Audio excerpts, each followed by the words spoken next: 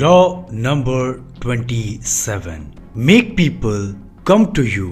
Use bet if necessary. मतलब कि दूसरों को अपने पास बुलाएं और जरूरत पड़ने पर दाना भी डालें। डिस्क्लेमर है वीडियो को स्टार्ट करने से पहले कि ये वीडियो या ये लॉ स्पेशली थोड़ा और डार्क जाएगा, कुछ ह्यूमन बिहेवियर के डार्केस्ट लॉज को रिवील करेगा। जो नाइस लोग अगर सुनोगे आप, अगर आप बहुत ही स्वीट हो, बहुत ही नाइस हो, मैंने अवेयर नहीं कहा, तो हो सकता है आपको बातें मेरी हर्ट कर जाएं और आप इस वीडियो के थ्रू मुझे हेट करने लगो। तो अगर आपको लगता है कि आपको बातें बहुत जल्दी लगती है बिना रियलिटी को समझे हुए, तो स्किप कर दो यार, क्योंकि इससे क्या फ़ायदा होगा, फालतू में तो मुझे हेट करोगे और समझोगे नहीं। लेकिन अगर ताकत है समझने की कि क्यों मैं ऐसा बोलने वाला हूँ, क्यों ये सारी चीज़ें रियल वर्ल्ड में एप्लीकेबल है, तो एंड तक सुनो फिर जज करना। इस शक्ति के नियम के अनुसार जब आप लोगों को अपने अकॉर्डिंग काम करवाते हो, लोगों को अपनी टेरिटरी बुलवा के उनसे काम निकलवाते हो, तो आपकी जीत पक्की हो जाती है। क्योंकि वो आपके एरिया में आ चुके हैं, वो थोड़े से दुर्बल हैं, उनको डर लग रहा है कि नेक्स्ट मूव क्या होगा, और आप पूरी तरह कमांड ले रहे हो। और ये तभी पॉसिबल है जब आप उनको ललचाते हो किसी दाने के थ्रू, और वो दाना देखकर आपके पास चले आते हैं। पावर का सिंपल मतलब मैंने तुम लोगों को क्या समझा के रखा है कि तुम हमेशा मांग में हो, डिमांड में हो, लोग तुम्हें चाहते हैं। अगर तुम्हारे इन्फ्लुएंस पावरफुल नहीं है, अगर लोग तुम्हारे ऑरा को, वाइब को, कैरिश्मा को फील नहीं कर पाते हैं, या फिर जरूरत पड़ने पे वो तुमसे डरते ही नहीं है, then think logically why they need you, as simple as that. और इस पर निकोलो मैकियावेली, जो द प्रिंस जिन्होंने लिखा है पावरफुल बुक, उन्होंने सिंपल ये बात कही है। बहुत सारे राजाओं को जब उन्होंने ऑब्जर्व किया इटली के अंदर एक वक्त में, तो उन्होंने बहुत सिंपल चीज ऑब्जर्व किया कि एक राजा से उसकी प्रजा भले ही उसको प्यार ना करे, पर उसका सम्मान जरूर करनी चाहिए। और इसके लिए तुम्हारा सबसे बड़ा टूल बनेगा इमोशनल स्टेबिलिटी। याद रखना, ये नाटक हिस्ट्री में, ह्यूमन हिस्ट्री में, शक्ति के खेल में बहुत बार खेला गया है। मान लो कोई बहुत आक्रामक लीडर है जिसका बहुत ही इमोशंस हाई रहता है, वो बोलता है दुनिया को जीत लूंगा, बर्बाद कर दूंगा, I am the greatest one ever lived और एवर कंकर्ड, और वो इस आक्रामकता के साथ आगे बढ़ता है। मान लो 3-4 जीते हासिल करता है, वो टॉप पर जाके गद्दी पे बैठ जाता है, लेकिन चूंकि वो इमोशनल स्टेबल नहीं है, वो उस शक्ति को बनाए नहीं रख पाता है। वो बस 3-4 कदम ही आगे देख पाता है। वो ये नहीं समझ पाता है कि उसने 3-4 लोगों को हरा तो दिया है, पर उसके साथ बहुत सारे शत्रु भी उसने बना लिए हैं। लेकिन क्या होता, वो शांति होकर समझता कि हो सकता है मुझे इसको अभी हराने की जरूरत नहीं थी, मुझे अभी इससे काम निकलवाना था, अपने ईगो को थोड़ा दबाना था। इमोशनल स्टेबल होकर मुझे 2-4 कदम नहीं, कम से कम 1000 कदम आगे देखना था। और ये 3-4 लीडर को जिनको मैंने हराया है, हो सकता है मैं इनको अगर अपनी टीम में रखता, इनकी ईगो को सुपर बूस्ट करता रहता, इनको दाना देते रहता, तो समय आने पे ये मेरे काम आते। इस तरह सोचना पड़ता है। शक्ति के खेल में तुम अपनी बुद्धि को नहीं बेच सकते। तुम ये नहीं बोल सकते कि मैं बहुत आक्रामक हूं, मैं बहुत इमोशनल हूं, मैं बहुत एग्रेसिव हूं। किसी भी ओवर इमोशन को तुमने एक्सप्रेस किया, तुमने अपने हाथ से कमांड को जाने दिया। शक्ति के खेल में याद रखना, बहुत सारे लोगों ने हमें ये सिखाया, इवन आज भी ये सिखाया जाता है कि जो एग्रेसिव है, जो पावर को दिखाता है, जो मारता पीटता है, जो ये सब करता है, वही पावर में है। शक्ति का सारा खेल यहां से खेला गया है। हिस्ट्री के, इतिहास के किसी भी बड़े लीडर को याद करो जिससे तुम खतरनाक लेवल पे इंस्पायर हो। सुभाष चंद्र बोस हो सकते हैं, वो स्टालिन हो सकते हैं, वो महात्मा गांधी आपके लिए हो सकते हैं, वो भगत सिंह हो सकते हैं। मैक्सिमम लोगों ने अपने इस चीज़ को यूज़ किया, अपने इमोशंस को स्टेबल रखकर डिसीजंस लेने की कोशिश की है। ये हड़बड़ी में नहीं सोचा कि आज का कदम कितना एग्रेसिव होना चाहिए, वो यही देखे कि इस कदम से आगे जाके फ्यूचर में मैं इसके कैसे फ़ायदे उठाऊंगा। और आज अगर मेरी छोटी मोटी हार हो भी गई, पर ये फ्यूचर में जीत मेरी पक्की करती है।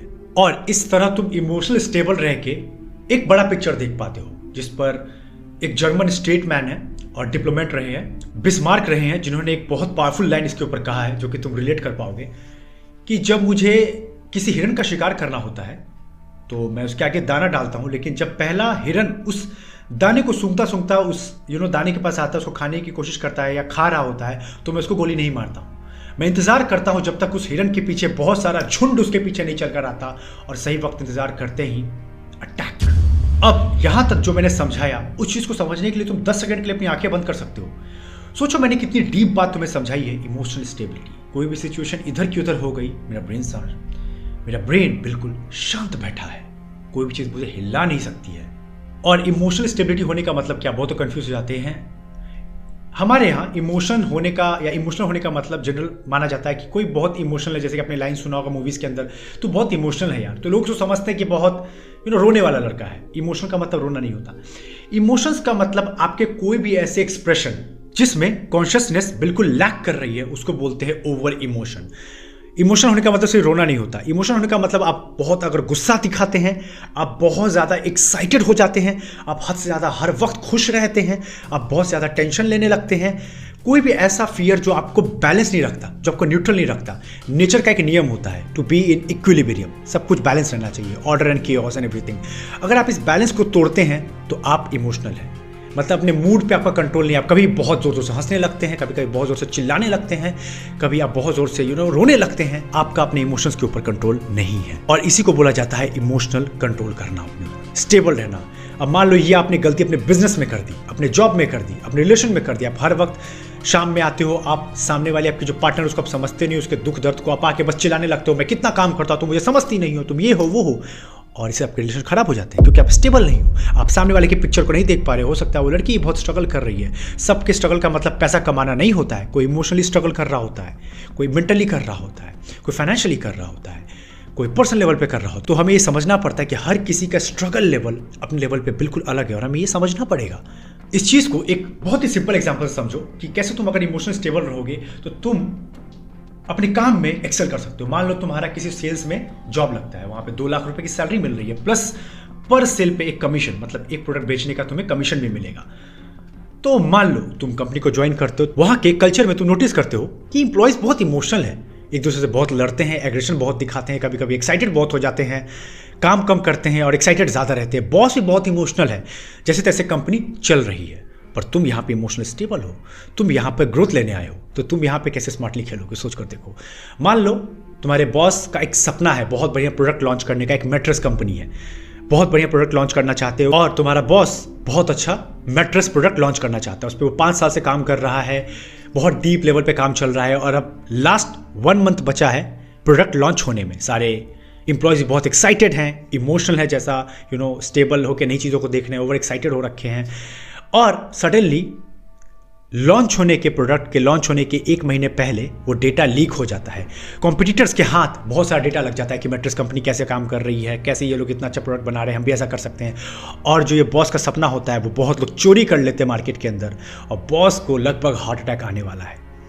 अब वो समझ नहीं पा रहा कंपनी चलेगी कैसे, मैं लोगों को सैलरी दूंगा कैसे, और एम्प्लॉयज़ भी बिल्कुल पागल हो गए, हमने इतनी मेहनत की, हम बिल्कुल बर्बाद हो जाएंगे, कैसे हमारा घर चलेगा, हमें नौकरी छोड़ना पड़ेगा। पर तुम इमोशनल नहीं हो, तुम अभी भी समझ रहे हो कि इसके पीछे कुछ छुपा है। तुम्हें पता है कि ब्रेन का एक मेजॉरिटी पार्ट सबकॉन्शियस होता है, कॉन्शियसनेस नहीं होता। तो उसके अंदर मुझे जाना है तो मुझे बैठकर समझना पड़ेगा। तुम उस वक्त सिचुएशन को सुन लेते हो, लोग पागल हो रखे हैं, तुम घर पे जाते हो, तुम समझते हो कि बहुत बार ऐसी सिचुएशंस आए हैं, बहुत सारी कंपनियां डूबी हैं, पर वहां से भी लोगों ने गेम को 360 डिग्री टर्न किया है। कैसे किया है? तुम 2-3 पावरफुल किताबें उठाते हो सेल्स के ऊपर, तुम समझते हो कि अगर इन लोगों ने तबाही मचाया है सेल्स के अंदर तो कुछ तो इनको नॉलेज होगा। तुम एक चीज फाइंड आउट करते हो कि भले ही कोई आपका प्रोडक्ट चोरी कर ले, आपका सर्विस चोरी कर ले, लेकिन आपके ऑफर को, एक स्ट्रैटेजी बोलते हैं गॉडफादर ऑफर, वो नहीं चोरी कर सकता। आपका प्रेजेंट करने का तरीका कैसा है, तो आप पाते हो कि कॉपीराइटिंग इज द पावर। मैं चीज़ों को पोर्ट्रे कैसे करता हूं, दैट इज द गेम। तुम इसके बारे में पढ़ाई करते हो, कॉपीराइटिंग को डीप में समझते हो, और 10 दिन बाद तुम कंपनी में वापस जाते हो, बोलते हो कोई बात नहीं, I will take the decision, आप टेंशन मत लीजिए, ये प्रोडक्ट चलेगा नहीं, दौड़ेगा, मेरी इस चीज़ की स्किन इन द गेम है, मैं अपना पूरा जीवन शक्ति डाल दूंगा इस चीज़ को रियलिटी बनाने में। और तुम एक ऑफर लॉन्च करते हो, कॉम्पिटिटर्स के पास तुम्हारा मैट्रेस है, ठीक है कोई बात नहीं, लेकिन वो ऑफर क्या दे रहे हैं, we have the best mattress, take this mattress and enjoy your life, enjoy your sleep. बहुत सिंपल ऑफर है, लेकिन तुम मार्केट के अंदर जाते हो और ये कॉपीराइटिंग के थ्रू स्ट्रैटेजी लिखते हो, we have India's best reviewed mattress, order it now at 95% discount that is going on for a limited period of time, and we will deliver your mattress to your home with a 30-night free trial। आपका offer देख के पूरे customer पागल, यार free trial भी मिल रहा है, warranty मिल रही है, इतनी हाई क्वालिटी मिल रहा है, 95% डिस्काउंट भी मिल रहा है। आप ऑफर से मार्केट को जीत लेते हो और आपकी कंपनी, जो आपके बॉस की कंपनी थी, वो हार्डली 10 मैट्रेस बेच पा रही थी, आप सडनली 500 मैट्रेस बेचने लगते हो। एक दिन में पर सेल 500 मैट्रेस का आ रहा है। कहाँ, मान लीजिए कि आपके एक मैट्रेस 5,000 रुपए का है, तो कहाँ कंपनी 5,000 इंटू 10 50,000 रुपए दिन का कमा रही थी, कहाँ आप कंपनी 500 इंटू 5,000 मतलब 25 लाख का बिजनेस लेके जा रही है। अब बताओ तुम्हें बॉस लीडर की तरह देखेगा कि नहीं? अब बताओ तुम्हारा promotion CMO chief marketing officer की तरह होगा कि नहीं? अब बताओ तुम्हारा पर प्रोडक्ट कमीशन अगर तुम जोड़ोगे, कमेंट सेक्शन में मुझे बताओ, अगर पर प्रोडक्ट तुम्हें बेच के 1,000 रुपए मिल रहा है, तो अगर दिन का तुम 300 प्रोडक्ट बेचते हो तो तुम्हारा कमीशन क्या गया 2 लाख के ऊपर, ये भी मुझे बताओ। ये होता है power when you see the clear picture. लोग बहुत पागल हैं, लोग का इमोशन बिल्कुल हिल रखा है, लोग पागल हो जाते हैं 2 मिनट के अंदर में, लेकिन तुम स्टेबल रह सकते हो ना। बहुत लोग तुम्हें उकसाएंगे, गुस्सा भी आएगा, मन करेगा इसका सर तोड़ दूं, इसको छोड़ू नहीं, पर शांत रहना सीखो दोस्त। मैंने यही जिंदगी में सीखा, इमोशनल स्टेबिलिटी, और मेरा ग्रोथ जो मक्खन की तरह हो रहा है, I can not explain you. इसको एक भालू और शहद के एनालॉजी से समझो कि दाना डाल के तुम कैसे मजे लेते हो। अगर भालू को पकड़ना है तो शिकारी कभी ये गलती नहीं करेगा कि उसके पीछे भागेगा। वो उसे पता है कि भालू बहुत एग्रेसिव जानवर है, वो पकड़ में आग भी गया तो वो बहुत नोच खरोच करेगा और बहुत बर्बादी करेगा। वो क्या करता है, चुपचाप फंदे में शहद लगा देता है, और भालू जानता है कि सूंघता हुआ प्यार से चलता हुआ आएगा, उसको चाटने में इतना ज़्यादा बिजी हो जाएगा कि उसे पता ही नहीं चलेगा कि उसके ऊपर कब इतना बड़ा जाल फेंक दिया गया, और वो पूरी तरह कंट्रोल में है, और अब वो चाह कर भी कहीं नहीं जा सकता। वो तो अभी भी शहद चाटने में ही बिजी है, और शिकारी अपना काम आसानी से कर लेता है। सो इसके साथ लोगों के लिए कुछ फंदे तैयार रखो। लोग हमेशा किसी फैंटेसी में जीना चाहते हैं, लोग हमेशा किसी कल्ट को फॉलो करना चाहते हैं, कुछ ऐसा चीज चाहिए जिनके पीछे वो पागल होते रहे, उनको वो मकसद दो। तो तुम्हारे शत्रु जो होंगे वो कहीं ना कहीं बहुत सारे लोग इमोशनल होंगे, तो उनके लिए पहले से दाना तैयार रखो। उनका वीक पॉइंट क्या है, जो मैंने पहले बताया, कमजोर नस क्या है, पहचानो, वो चीज़ उनको दो, उनको अपने फंदे में बुलाओ, अपने पास अट्रैक्ट करो, और फिर उनको फंसा लो। यही तरीका है, क्योंकि तुम अगर सबके साथ एग्रेशन यूज करोगे ना और उनकी टेरिटरी में जाके ये करोगे, कभी नहीं होगा। उनको प्यार से अपनी टेरिटरी में बुलाओ, दावत में, इन्विटेशन में, और उनको वो दाना दो जो वो लुकआउट कर रहे हैं, और चुपचाप मक्खन की तरह काम निकालो। और शक्ति का खेल यही कहता है, जितना शांति से तुम्हारा काम निकलेगा उतना लॉन्ग टर्म इफेक्ट तुम छोड़ोगे। वरना गुस्से में तो कोई पागल हाथी भी होता है जिसको अंत में गोली ही मारना पड़ता है। इस पर एक बहुत ही अमेजिंग कहानी है, छोटी सी कहानी है, तुम रिलेट कर जाओगे क्या मैं कहना चाह रहा हूँ। कैसे वो दाना फेंकते थे। 19वीं सदी में स्टॉक मार्केट के किंग थे डैनियल ड्रू। बहुत ही डैनियल थोड़े स्मार्ट खेलते थे। वो जानते थे कि लोगों को जब तक इमोशनल नहीं करेंगे ना, जब तक वो कुछ दाना नहीं बनाएंगे, तब तक का बात नहीं बनेगी। तो लोग भी उनको काफ़ी फॉलो करते थे। तो उस वक्त इंटरनेट नहीं था, हम लोग ऑनलाइन इन्वेस्ट नहीं करते थे, हमें स्टॉक मार्केट ऑफिस से सब जाके इन्वेस्ट करना पड़ता था। तो वो गेम खेलते थे, वो सुबह में एक क्लब से होकर गुजरते थे, और सब उनके दुश्मन उनको हमेशा फॉलो करते थे, क्योंकि वो मानते थे कि जो डैनियल के डिसीजन होते हैं बहुत ज़्यादा सही होते हैं, और ये जो डिसाइड करते हैं वो बहुत बार सही होता है। तो डैनियल क्या करते थे, जब क्लब से निकलते थे और स्टॉक मार्केट से आगे बढ़ते थे, तो जानबूझकर अपने पॉकेट से एक लाल रंग का रुमाल निकालते थे, और उसके अंदर एक कागज होता था, किसी कंपनी का डेटा, बहुत सारा डेटा एनालिसिस होता था, और जानबूझ के उसको गिरा देते थे। और वो ये जानबूझ के ऐसे करते थे कि सबको लगे कि डैनियल ने ये जानबूझ के नहीं किया है, उनके हाथों से फिसल गया, और उनके कॉम्पिटिटर्स लपक कर उस कागज को अपने पास रखते थे और खोल के पढ़ने लगते थे। पर डैनियल तो ये जानबूझ कर करते थे।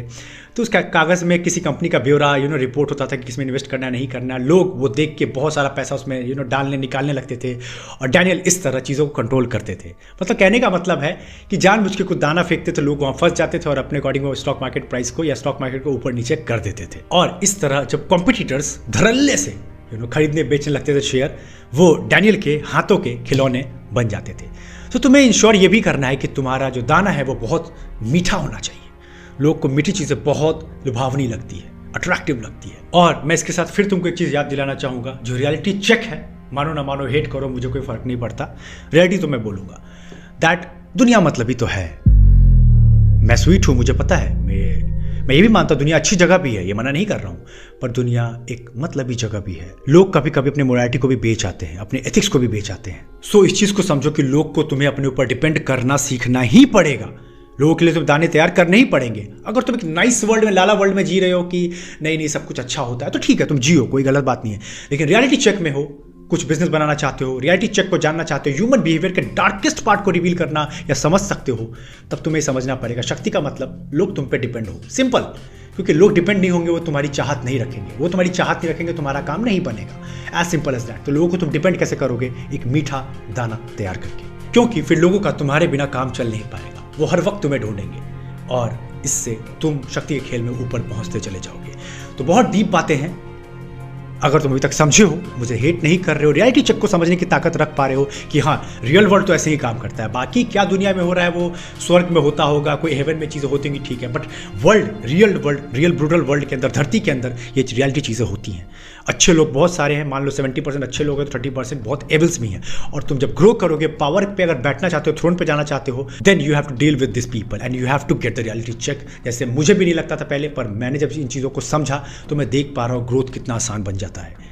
तो समरी यही है कि पहला अपने आप को इमोशनल स्टेबल करो, जो सारे पॉइंटर्स मैंने बताया, फिर से वीडियो चेकआउट करो, डिटेल में जाओ, समझो। जो चीज़ समझ में नहीं है वो मुझसे तुम यहाँ या इंस्टाग्राम पे पूछ सकते हो। I will try my best कि जितना जल्दी हो सके मैं रिप्लाई करूँ। दूसरा, दाना बनाने की तैयारी करो, क्योंकि दाना के बिना लोग डिपेंड होंगे नहीं और तुम्हारा काम चलेगा नहीं। और तीसरा, फिर दाना फेंको, अपने अकॉर्डिंग लोगों को चलाओ और इस शक्ति के खेल का मजा लो। तो कैसा लगा वीडियो, सब लोग मुझे कमेंट करके बताओ। क्या तुम लोग की रियल एंड प्रैक्टिकल लर्निंग्स हो रही है, या जो लोग तुम कुछ ओपिनियन रखते हो, कुछ भी हो मुझे बताओ। मैं इंटरेक्ट करता हूँ, मैं सबसे बातें करता हूँ, मुझे बहुत अच्छा लगता है।